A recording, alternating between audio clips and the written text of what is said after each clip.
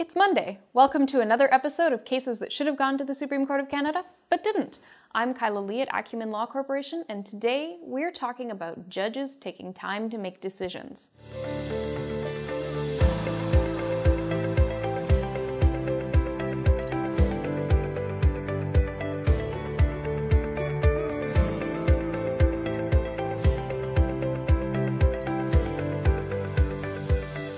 Cases that should have gone to the Supreme Court of Canada, but didn't.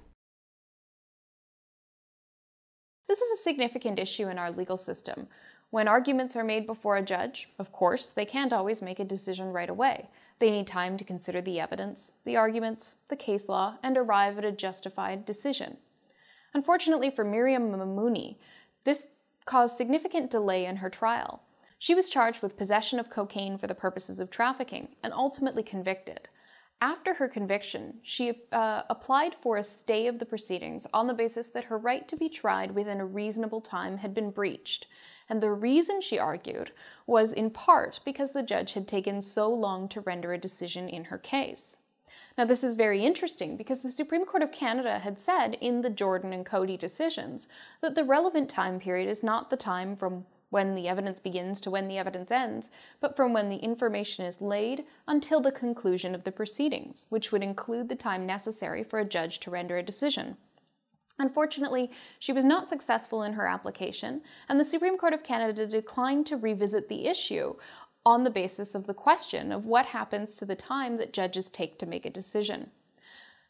The Supreme Court of Canada really missed an opportunity here for two reasons.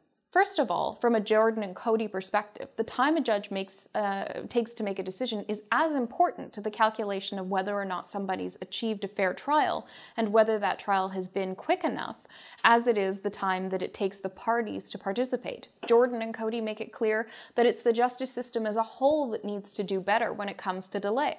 So the judges have a role to play there too. But there's another significant reason why her case was important and should have been heard by the Supreme Court of Canada. Although there are guidelines set by the Judicial Council of Canada for how long judges have to make decisions, those guidelines are not hard and fast rules.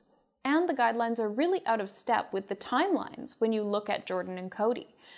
Judges have up to 6 months pursuant to the guidelines to make a decision, which is a third of the time in which a trial is supposed to be completed if it's a summary proceeding in provincial court.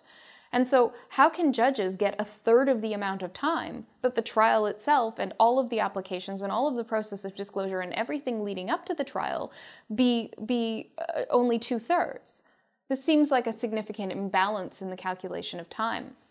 And again, these are only guidelines. Even I've experienced longer timelines than that waiting for decisions from judges, while my clients have had questions hanging over them about what's going to happen with their cases.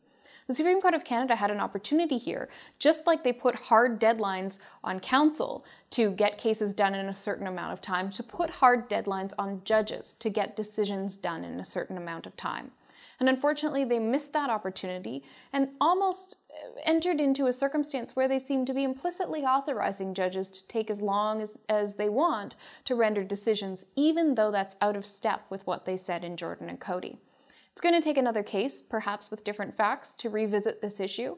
But in the meantime, I hope that all judges are cognizant of the Jordan and Cody timelines and ensure that they render their decisions within those timelines to avoid applications like this and the stress on the individuals that is necessary as a result of waiting for your decision in court.